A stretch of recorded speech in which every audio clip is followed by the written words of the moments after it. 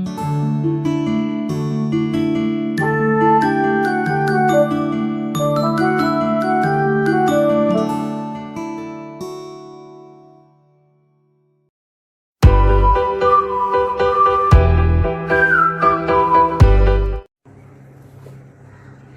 मित्रांनो, आज ज्या पुस्तकाबद्दल मला तुम्हाला सांगायचे ते पुस्तक आहे हे वंडर बाय आर.जे. पलेशियो. मित्रांनो, मी गेल्या काही दिवसांमध्ये वाचलेलं हे सर्वाधिक गोड पुस्तक आहे. म्हणजे मला खरंच सांगते, कितीतरी दिवसांनी एखादं पुस्तक वाचताना आपोआप डोळ्यातनं पाणी यायला लागलं आणि असं वाटलं की किती सुंदर आहे हे सगळं, ह्यांनी मांडलेलं विश्व. ॲक्च्युली हे पुस्तक वाचताना मला तसं फील झालं आणि मला वाटलं की आज ह्या पुस्तकाबद्दल तुम्हाला सगळ्यांना सांगावं, तुमच्याशी शेअर करावं. ही 2012 साली प्रकाशित झालेली कादंबरी आहे. It's an international best seller. ही एका अशा मुलाची गोष्ट आहे, त्याचं नाव आहे ऑगस्ट पुलमन.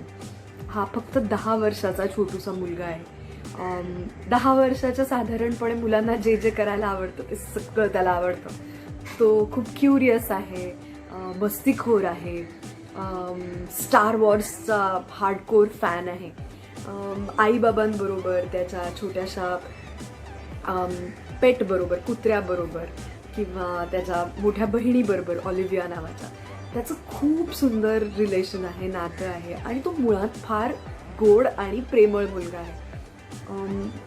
ह्या कादंबरीमधला कॉन्फ्लिक्ट तिथं सुरू होतो जिथं आपल्याला कळतं की हे सगळं असून सुद्धा ऑगी पुलमन ह्याला एक असा मेडिकली तो आजार आहे असं आपण म्हणूया, पण ती जी कंडिशन आहे, त्याची आजार नको म्हणाले, ती जी कंडिशन आहे ती त्याच्या जेनेटिक्समधली कंडिशन आहे आणि त्याच्यामुळे त्याचा चेहरा हा सर्वसामान्य मुलांसारखा नाही आहे. तो डिफॉर्म्ड चेहरा आहे. कदाचित आपले जिथे गाल असतात तिथे त्याचे डोळे आहेत. त्याची क्लेफ्ट ची सर्जरी झाली आणि एकूणात मिळून त्या बिचाऱ्या मुलाच्या 10 वर्षामध्ये 27 एक सर्जरीज झाल्यात आणि त्याच्यातनं तो मुलगा सर्व्हाइव्ह झालाय. ह्या अशा पद्धतीच्या त्याच्या रूपामुळे किंवा त्याच्या अपिअरन्समुळे त्याच्या आईबाबांनी त्याला शाळेत पाठवलेलं नाही आत्तापर्यंत. त्याचं होम स्कूलिंग करण्यात आलंय आणि जेव्हा तो 10 वर्षाचा होतो तेव्हा मात्र त्याची आई म्हणते की आता तुला शाळेत जायला पाहिजे, शाळेत जाऊन तू शिकायला पाहिजे. या सगळ्या गोष्टी त्याच्या आसपासच्या वाचत असताना आपल्याला त्या ऑगीबद्दल भयंकर प्रेम वाटायला लागतं. अनेक छोटे छोटे संदर्भ लेखिका आपल्याला या पुस्तकातनं देत जाते आणि असं वाटतं की खरंच मुलं एकमेकांचे वागताना इतकी क्रूएल असू शकतात, आपल्याला अंदाज पण येणार नाही अशा पद्धतीने ते एकमेकांशी वागू शकतात. त्या बिचाऱ्या मुलाला ज्या ज्या गोष्टींना फेस करावं लागतं केवळ त्याचा फिजिकल अपिअरन्स चांगला नसल्यामुळे, ते वाचताना अतिशय कणव मनात दाटून येते. पण या पुस्तकाचा ग्रेटनेस हा आहे की ते कणव वाटणं आहे ते कधी त्याच्याबद्दलच्या अभिमानामध्ये बदलतं, कधी त्याच्याबद्दलच्या कौतुकामध्ये बदलतं हे आपल्याला कळत सुद्धा नाही. फक्त ऑगीच नाही तर मला आवडलेली गोष्ट म्हणजे ऑगीची जी मोठी बहीण आहे ऑलिव्हिया, त्याच्यानंतर ऑगीचा बेस्ट फ्रेंड आहे जॅक, समर, या सगळ्या कॅरेक्टर्सच्या दृष्टिकोनातून सुद्धा ही कथा आपल्याला कळत जाते, दिसत राहते. आणि सगळ्यात महत्त्वाचं म्हणजे खरं तर विलन असं म्हणता येणार नाही कारण ही सगळी लहान मुलं आहेत, पण ज्या मुलाचा ऑगीला सगळ्यात जास्त त्रास झालेला असतो, जुलियन, त्याची सुद्धा बाजू लेखिकेने या पुस्तकामध्ये मांडण्याचा प्रयत्न केला की तो असा का वागतो ऑगी बरोबर. वाटताना आपल्याला खूप ब्लॅक अँड व्हाईट सगळं वाटत असतं की आपल्याला एवढंच कळतं की जुलियनमुळे ऑगस्ट पुलमनला त्रास झाला, पण ज्या वेळेला आपण जुलियनची बाजू असतो आणि त्यानंतर जेव्हा आपल्याला कळतं की कशा पद्धतीने जुलियन हळूहळू सॉरी म्हणण्याच्या दिशेने प्रवास करू लागलाय, तेव्हा आपल्याला आणखी छान वाटतं कारण वाईटाचा चांगल्याकडे होण्याचा प्रवास सुद्धा त्या निमित्ताने आपण या पुस्तकातनं अनुभवतो. सांगण्यासारख्या या पुस्तकाच्या खूप गोष्टी आहेत. वंडर या पुस्तकावरच आधारित वंडर नावाची फिल्मसुद्धा रिलीज झाली होती. ती तर प्लीज नक्की बघा कारण त्याच्यामध्ये जुलिया रॉबर्ट्स आहे, ओवेन विल्सन आहे आणि खूपच गोड फिल्म आहे. त्याच्यामुळे ज्यांनी ती फिल्म बघितली नसेल त्यांनी फिल्मसुद्धा जरूर बघा. मी नॉर्मली सांगते की मी शेवटचं पान तुम्हा सगळ्यांशी शेअर करेन. या पुस्तकाच्या शेवटच्या पानावर खरं तर रिव्ह्यूज छापलेत की कुठल्या वृत्तपत्राने त्याच्याबद्दल काय काय म्हटलंय.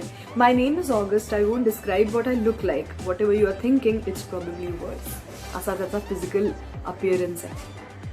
गार्डियनने म्हटलंय की has the power to move hearts and change minds, आणि लिटरली तो अनुभव आपल्याला हे पुस्तक वाचताना येतो. Destined to go the way of the curious incident of the dog in the night time and then some, असं द टाइम्सने रिव्ह्यूमध्ये म्हटलं होतं. इंडिपेंडंट नावाच्या वृत्तपत्राने म्हटलं की it wrecks emotional havoc, tremendously uplifting and a novel of all too rare power, असं Sunday Express म्हटलंय. आणि ऑब्झर्व्हरनी म्हटलंय की incredibly charming, brutal and brilliant. Brutal अशासाठी की जिथे तो क्रूरपणा आपल्याला जाणवायला पाहिजे, त्याचं वाईट वाटायला पाहिजे, ते आपल्याला वाटत राहतं. ब्रिलियंट अशासाठी की एक वेगळ्याच पद्धतीचा विषय घेऊन इतक्या ताकदीने या लेखिकेने आपल्यासमोर मांडलाय. आणि चार्मिंग अशासाठी की कादंबरी संपेपर्यंत आपण या कादंबरीतल्या प्रत्येक पात्राच्या, ऑगस्ट पुलमन सकट ते जुलियनपर्यंत प्रत्येक पात्राच्या परत परत प्रेमात पडत राहतो. मला तुम्हाला जे आज वाचून ह्या पुस्तकातलं दाखवावंसं वाटतंय तो एक फार गोड चॅप्टर आहे. मला असं वाटतं की हे थोडंसं मोठं होईल, पण काय हरकत आहे, होऊ दे. हा चॅप्टर त्यावेळेचा आहे जेव्हा या सगळ्या अडचणींवर मात करून ऑगस्ट पुलमन शाळेचं अख्खं वर्ष पार करतो आणि शेवटच्या बक्षीस समारंभामध्ये ते जे प्रिन्सिपल आहेत मिस्टर टुशमन, त्यांचं भाषण आहे. आणि त्या भाषणात ते जे बोलतात ते मला वाटतं की आपण सगळ्यांनीच कायमचं लक्षात ठेवण्यासारखं आहे. सो हा अख्खा चॅप्टर मी वाचत नाही आहे, फक्त त्यातला एक थोडासा पोर्शन जो आपण समरी म्हणतो तशा पद्धतीचा मधनंच एक सुरू करणार आहे. When you reflect on this past year, I want you all to look at where you are now and where you have been. You've all gotten a little taller, a little stronger, a little smarter, I hope.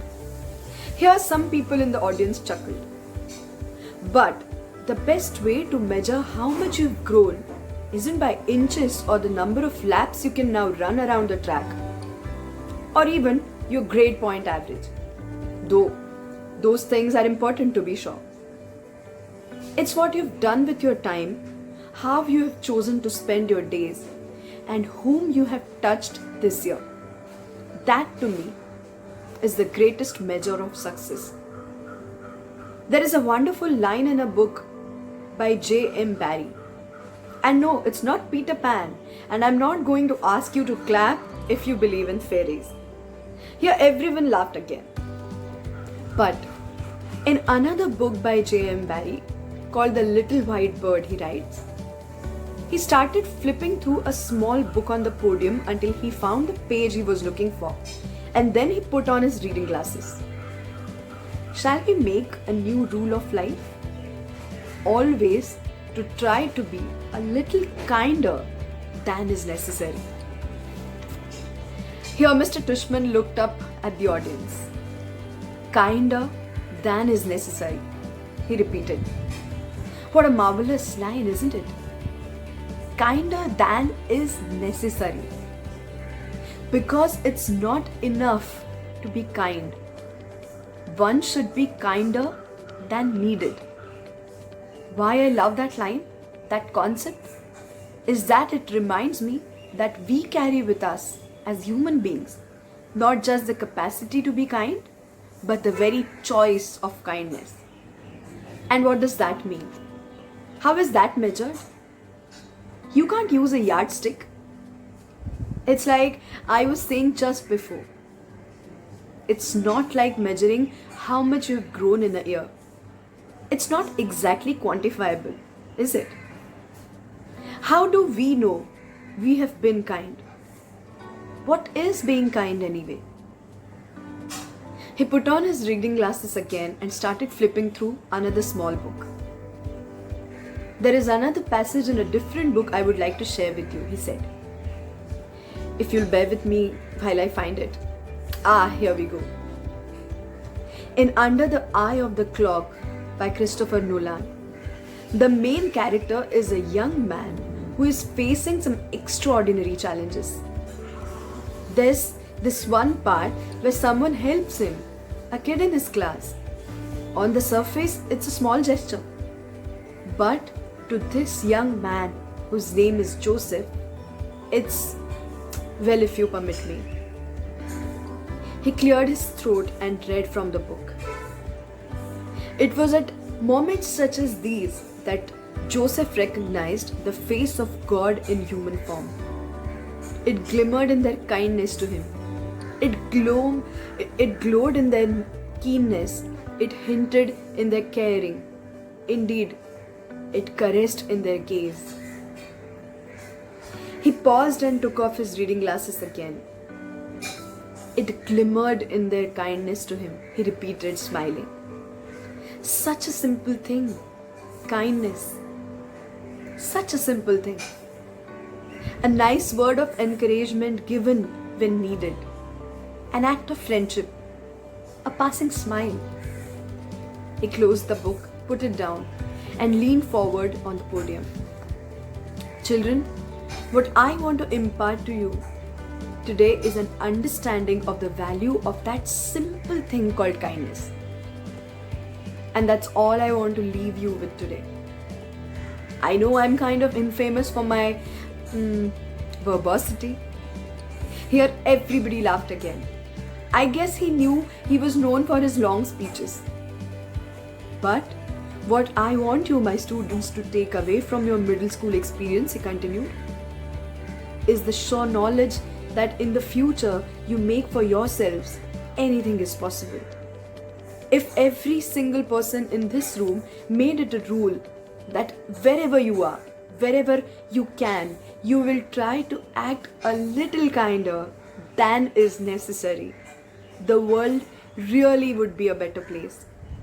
And if you do this, if you act just a little kinder than is necessary, someone else, somewhere, someday may recognize in you, in every single one of you, the face of God. He paused and shrugged. Or whatever politically correct spiritual representation of universal goodness you happen to believe in, he added quickly, smiling, which got a lot of laughs and loads of applause, especially from the back of the auditorium where the parents were sitting. मला हे आत्ता वाचताना सुद्धा एक आवंढा दाटून आल्यासारखं वाटलं, कारण हाच तो थॉट जो मी म्हणतेय की आपण सगळेच जण समजा म्हणजे प्रेमळ असणं, प्रेम करणं हे नाही, याच्या पलीकडे जाऊन गरज आहे ना त्याच्यापेक्षा थोडं जास्त काइंडर जर आपण वागलो तर कदाचित हे जग आता आहे त्याच्यापेक्षा नक्की एक आणखी जास्त सुंदर जागा होईल आपल्या सगळ्यांसाठी. बस मला तुम्हा सगळ्यांशी हेच शेअर करायचं होतं. हे पुस्तक प्लीज नक्की वाचा. याचं ई-बुक सुद्धा अवेलेबल आहे, त्याच्यामुळे तेही तुम्हाला मिळू शकेल. पुन्हा एकदा काय वाटलं तुम्हाला हे बुक अप्रिसिएशन आपण म्हणूया, बुक रिव्ह्यू नको, हे ऐकून मला नक्की सांगा. कुठली पुस्तकं आणखीन तुम्हाला सजेस्ट करायची असतील, तुम्ही वाचली असतील तीही कळवा. आणि डेफिनेटली समजा हा व्हिडिओ आवडला असेल तर आपल्या चॅनलला नक्की लाईक, शेअर करा, सबस्क्राईब करा आणि डेफिनेटली खाली कमेंट करा. थँक्यू.